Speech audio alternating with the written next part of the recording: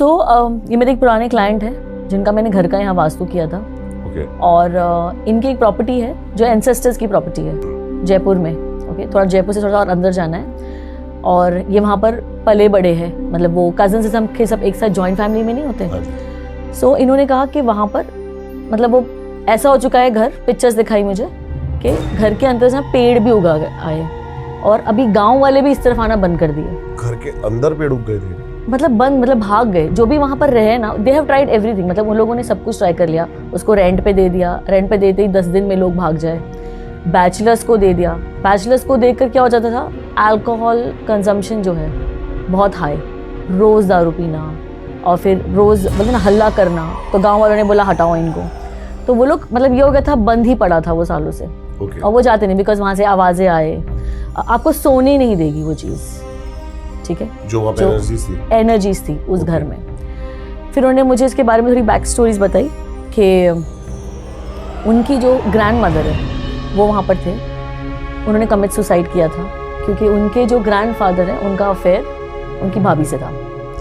तो उन्हें वो बर्दाश्त नहीं हुआ और उन्होंने सुसाइड कर लिया। तो उनकी जो सोल थी, ऑफ कोर्स मुक्ति तो नहीं मिलती अगर आप ऐसे कुछ करते हो तो वहाँ पर वो बस गए हैं या जो भी है, डिस्टर्ब्ड है और वो बाकियों को डिस्टर्ब कर रहे हैं। तो हमने कहा चलो देखते हैं। मैंने मुहूर्त निकाला एंड एवरीथिंग, बिकॉज ये सब जब भी हम ये एनर्जीज के साथ खेलते हैं ना, ऐसे ही हमें नहीं चले जाना है, ठीक है। मुहूर्त देखो, संकल्प लो।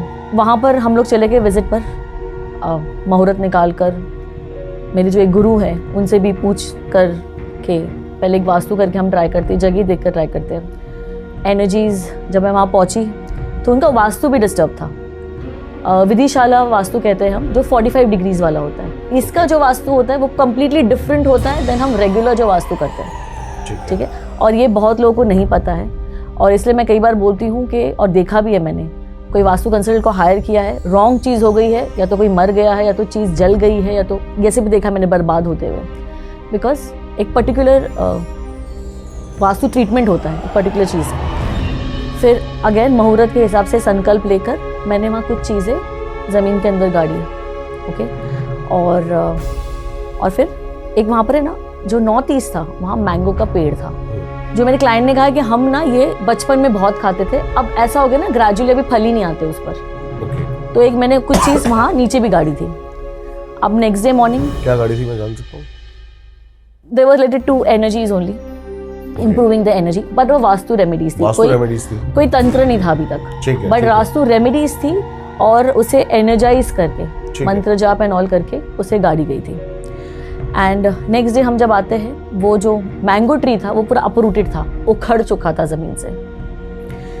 And then I was like I have to come back, अभी हम लोग इसको नहीं ट्रीट कर सकते, मुझे जाना है और मुझे इस केस पे भी वर्क करना है। और मैं आपको अगेन मुहूर्त और एवरी डिटेल के साथ मैं आऊँगी। वो भी पहले मैं चेक करूँगी मेरे हाथ में है ये मैं कर सकती हूँ कि नहीं, ठीक है। बिकॉज अगेन अगर आप कोई चीज़ को छेड़ रहे हो ना, उन्हें तो तकलीफ होगी जो फैमिली वाले हैं, मुझे भी इफेक्ट करेगा, ठीक है। एंड बीइंग अ वुमेन, बच्चे भी है मेरे, लड़कियां ही हैं, so I have to take care. और हम लोग फिर अगेन मुहूर्त देखकर नेक्स्ट टाइम हमें गई और ये प्लान था कि हमें अगेन नारियल मंगाए, 7 मेंबर्स है फैमिली के, तो उनके हिसाब से नारियल मंगाए गए। उस पर अगेन पूजा पाठ हुई और इसे हमें रूफ के ऊपर रखना था, जो वो घर है जिसमें से झाड़ उगर चुके हैं, स्नेक से अंदर सब कुछ। तो वहाँ पर हमने, अच्छा अब जब ये नारियल आए भी तब भी इसमें से 3 सड़े हुए, तो होता है ना, अभी वो बेचारा डर गया, मैम देखो सड़े हुए कैसे आ गए। अब मैंने बोला चलो कोई नहीं, बिकॉज मुझे और डराना नहीं था, ठीक है। ये सारी जो है ना, ये सब स्टॉप कर रही है हमको चीज़ें कि ना हो। फिर एनीवेज हमने कर लिया, शाम हो गई, ऊपर रख दिया और हम चले गए। नेक्स्ट डे मॉर्निंग जब आए, उसमें जो नारियल थे ना वो 4-5 तो फट चुके थे और वो बहुत हैवी हो गए थे। मतलब एक जो है ना उनके जो हेड ऑफ द फैमिली, उनको मैंने बोला उठाओ और आपको एक पर्टिकुलर डायरेक्शन में आपको भागना है और बहुत दूर जाके आपको उसको फोड़ देंगे सारे नारियल को, ठीक है। इसके पीछे कोई रीज़न? इसके पीछे ये रीज़न है, जो एनर्जी हमने उसमें ट्रैप की है और इसे हमें दूर ले जाना है और उसे रिलीज़ करना है, यहाँ से दूर ले जाना है। बिकॉज वो प्रॉपर्टी अगेन बहुत prime location, more than prime ना, वो तकलीफ नहीं लगी थी अब गाँव वालों को, बिकॉज अब वहाँ पर लोग आना भी बंद कर दिए थे, उस रास्ते से जाना भी बंद कर दिया। मतलब वो और हॉन्टेड और स्ट्रॉन्गर होती जा रही थी। और फिर ये जब है ना एनर्जीज एक उस पर पहुंच जाती है ना स्ट्रॉन्गेस्ट उनके एक लेवल पर, फिर है ना ये लाइफ के पीछे पड़ जाती है। एक दूसरी ह्यूमन लाइफ चाहिए होगी उनको ताकि उस पर वो फीड करे। आपने देखा है हम कुछ एक्सप्रेस हाईवेज होते हैं, हाईवेज एंड ऑल पे वहाँ पर लिखा होता है एक्सीडेंट प्रोन एरिया, है ना। वो एक्सीडेंट प्रोन एरिया तो है बट वहाँ नेगेटिव एनर्जी भी है, और वहाँ एक्सीडेंट इसलिए होते हैं बिकॉज वो एनर्जी जो है ना उसे अभी भूख है, अब उसे और स्पिरिट्स चाहिए। ठीक है, अभी एक रील भी वायरल हो रही थी ऐसी कि एक रोड है जी और वहाँ पे सीसीटीवी में दिखा रहे हैं कि बार बार यहाँ पे एक्सीडेंट हो रहे हैं, और ये होता है और अपने आप हो रहे हैं। ये अपने आप होता है बिकॉज वो जो स्पिरिट है ना अब उसको और स्पिरिट चाहिए ताकि वो और फीड करे ना। हमको जैसा हमारी जो खुराक है खाने की इनकी भी होती है, तो इन्हें भी चाहिए। तो अभी वो जो है ना वो स्टॉप करने के लिए कि ये अभी ह्यूमन लाइफ तक नहीं आ जाए, और ऐसे हो रहा था मतलब जब भी ये लोग कुछ निकालते थे ना बेचने के लिए, समथिंग और द अदर इनके फैमिली में कोई या तो एक्सीडेंट हो जाए या कोई बहुत बीमार पड़ जाए। अब ये हो गया, अब हमने बोला अब इसको हमें, अच्छा इस घर में से ना बहुत सारी चीज़ें भी निकली जो इन्होंने कभी नहीं रखी थी, जो मोर ऑफ तंत्र ये सब की थी, जैसे कि ईगल का फीट और बिल्ली की जेर और ये सब चीज़ें, सारी चीज़ें ये सब तंत्र में काम आती है। ये सारे तंत्र के, बिलावा, ये सारे तंत्र की चीज़ें हैं। सो ये जब मिली तो हमने तो फटाफट इसको जला दिया। मैंने इसको अभी पेट्रोल डालो और इसको जलाओ, ठीक है, उधर ही जला दिया। एंड देन अभी जेसीबी वाले को हमने बुलाया नेक्स्ट डे। जेसीबी वाला जब आने वाला था उसकी बेटी का हाथ फ्रैक्चर हो गया, मैं नहीं आ सकता, वो बेचारे और स्ट्रेस हो गए।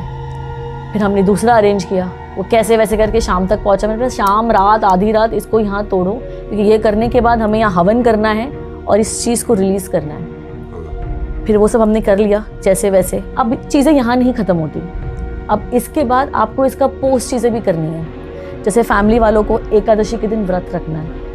ओके, व्रत से क्या होता है ना, आप जब व्रत रहते हो ना आपका ऑरा आप स्ट्रॉन्ग कर रहे हो, और जब आप भूखे रहते हो ना तो वो एनर्जी आप पे कुछ फीड नहीं कर पाती।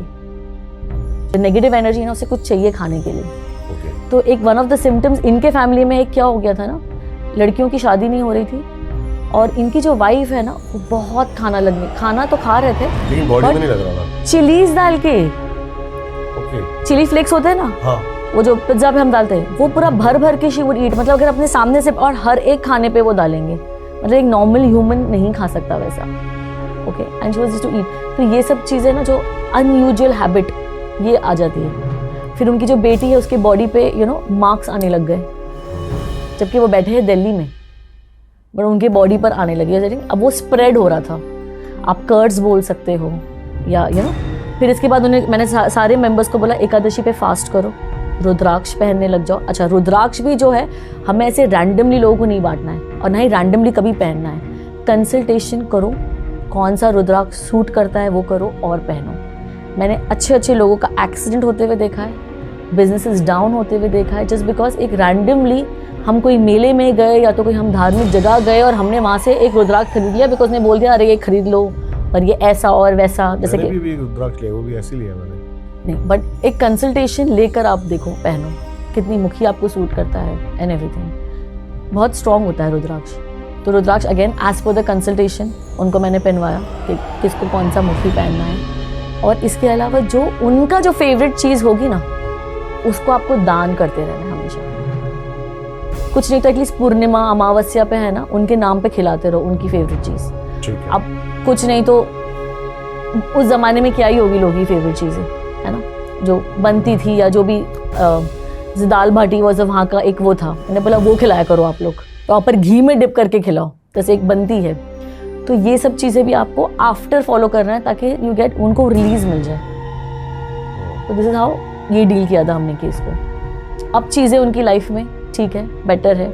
बेसिकली जो वहाँ की एनर्जीज थी जी, वो चाहती क्या थी, कुछ ऐसा मैसेजेस निकल के आए कि या फिर चाहती ये थी कि यहाँ पर आके कोई रहे नहीं, डिस्टर्ब नहीं करे और परेशान नहीं करे, ये मेरी जगह है, आई ओन इट।